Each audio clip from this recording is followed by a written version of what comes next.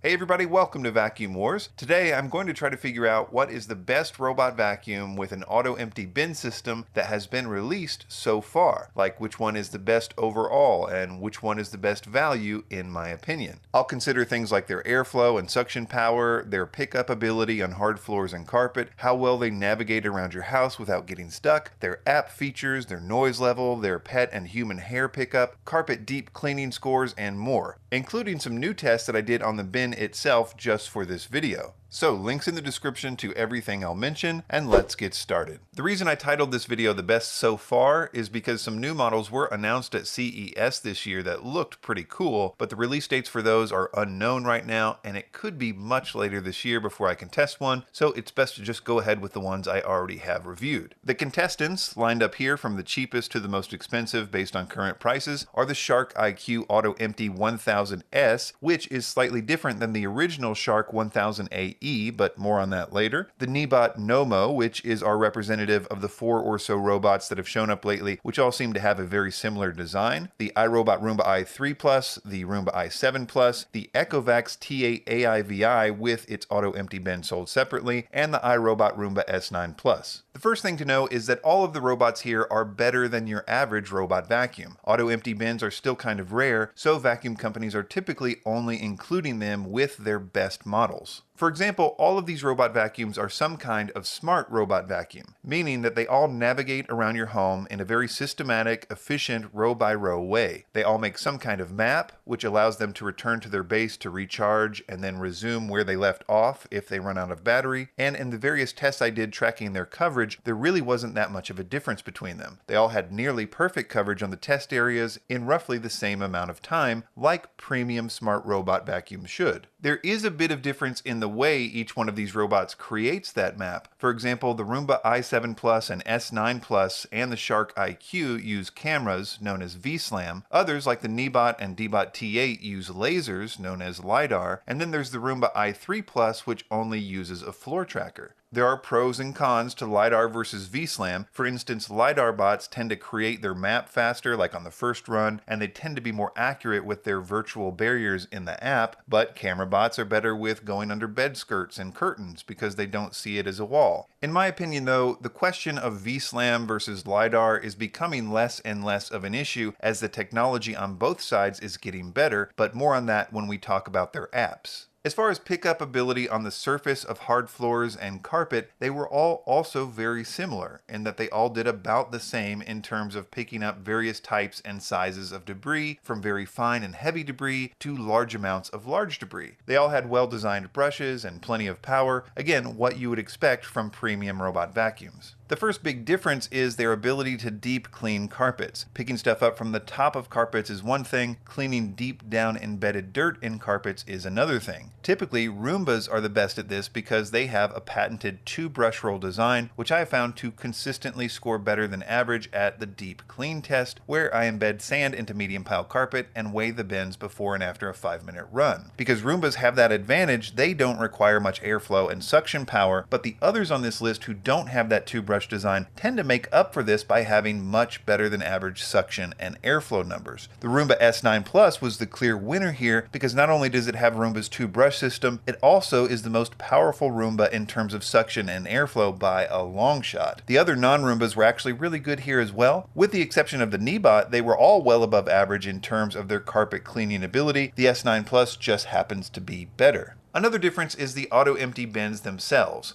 I think auto-empty bins on robot vacuums are amazing, and my guess is that in the future most robot vacuums will have them because they are such a natural fit. Basically, the robot automatically returns to its base when its job is done, and a suction motor in the base then kicks in and sucks the debris from the robot's dustbin into either a replaceable bag, like on most of these, or into a bagless bin, like on the Shark IQ. For this video, I ran some tests in the studio and in my home on the auto-empty bins, mostly to see how they handled a lot of pet hair. I concluded that the Roomba's bin and the Shark's bins were the best, with the Neabot's bin being just slightly behind them. Those were able to suck up 1 week's worth of cat hair from my 2 cats, or in the studio's controlled tests, 2 grams of 2-inch pet hair without clogging. The main takeaway from these tests is that the Deebot T8 was not as good as the others with emptying large amounts of hair from the bin. This is probably because the Deebot T8 is the only robot on this list that also has an optional mop, so it's the only one with a totally different design on the coupling mechanism to the bin. It has 2 openings instead of one larger one. After using the Deebot T8 in my home for a few months, I found that it needed to be ran at least twice a week in order to avoid it failing to empty the bin. If it ran only once a week, it would clog. For this reason, it would probably also clog the first time you run it, but I'm sure your experience may vary greatly depending on your pet hair situation.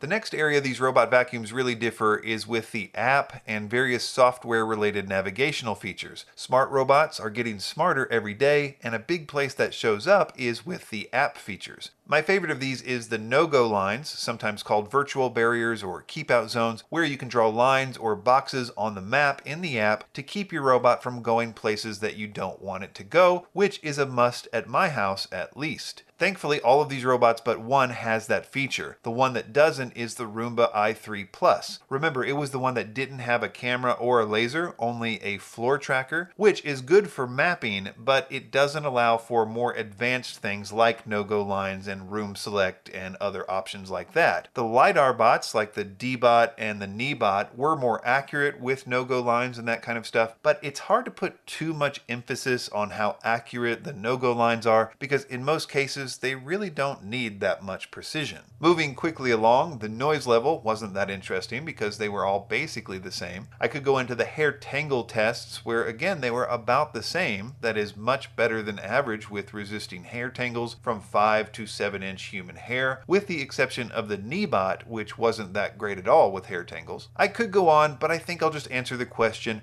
which one of these do I think is the best? And I'm going to do 3 categories: best for carpets, best value, and best overall. The best one for carpets, in my opinion, is the Roomba S9 Plus. That being said, the i7 Plus, the cheaper version, is almost as good at deep cleaning. It has the same camera, same app, and pretty much everything else the S9 has except the extra power and the new shape. So I think the i7 Plus might be a better value with carpets because the S9 Plus is so expensive. Also, the i7 Plus has much better reviews online. For best value, it has to be the Shark RV1000S, and here I have to give you some background, but I think it's important. So none of these robots in this video today are sponsored. I bought them all for myself, but I did do a sponsored video with Shark in the past on the older version of their auto empty system, the RV1000 and RV1001 AE. In that review, the original one did amazing in the tests. Its specs were off the charts, but after using it on and off the last year, I've consistently had trouble with its mapping ability. Sometimes it dropped maps, it had a really hard time finding its way back to the base, and I couldn't get the no-go lines to work right, which made the experience pretty bad in the real world. In fact, it didn't even place in the best robot vacuum video I did last year, even though it was the only auto-empty robot in the mid-level price range, which should have been a major advantage. But for this video, I decided I would give it another try, so I bought one of these off the shelf and ran it through all the tests again. The one I picked was the RV1000S, which I bought from Walmart, and besides it having a slightly smaller dustbin, the main difference between it and the old one is that number one, it's cheaper, which is notable considering the Shark IQ was already one of the cheapest on this list, but the big game-changing difference with this new version was that Shark has added a floor tracker as well as a camera, which is something the older version didn't have. As a result, I found this new version to be much better at mapping. It mapped my house on the first try, and I was using no-go lines on the second run, which is pretty cool for a Vslam robot, though I'm sure this will vary with each house. And it still has all the same really high-end specs that made the original Shark IQ so good on paper. It was great at hard floors, and it was actually the second overall with the carpet deep clean test. I did notice that floor trackers were also added to the bigger dustbin version as well, which they're calling a second generation, and the model number for that second generation large bin are AIVI1010 AE, AIVI1002 AE. So unless I'm missing something, and I could be, it seems like a clear choice for best value is this second generation Shark IQ Auto Empty in either the smaller or larger bin options. The best overall category is tricky. On the one hand, I think the best overall robot vacuum by itself on this list is the Ecovacs Deebot Osmo T8 AIVI. It has the most power, it has some of the best cleaning scores in every category I tested. It was the only one with an optional mop, and a good mop too, with an even better mop available as an upgrade. It's also the only one with AI, which is a new trend in robot vacuum navigation, where in addition to the navigation sensors, it uses a camera in front to recognize and avoid obstacles, which I found to be really, really good. Not perfect, but really good. Better than any I had tested yet. There are downsides with the T8 AIVI though. First is the price. It's the second most expensive one on the list. Another downside is the pet hair dustbin issue that I mentioned before. Not a big deal if you don't mind running it at least twice a week, or if you don't have a lot of pet hair. Finally, it doesn't have great reviews. I noticed a lot of people mentioning navigation and app issues and a few other things. I haven't had any of those issues, and I've used the T8 in the real world at my house more than any of the others. My experience has been excellent overall, but it's certainly something to consider. Links in the description to everything I mentioned, and be sure to subscribe to Vacuum Wars so you can check out the reviews for the soon-to-be-released models that I mentioned earlier as well. Like this video if you feel it added value, and thank you for watching.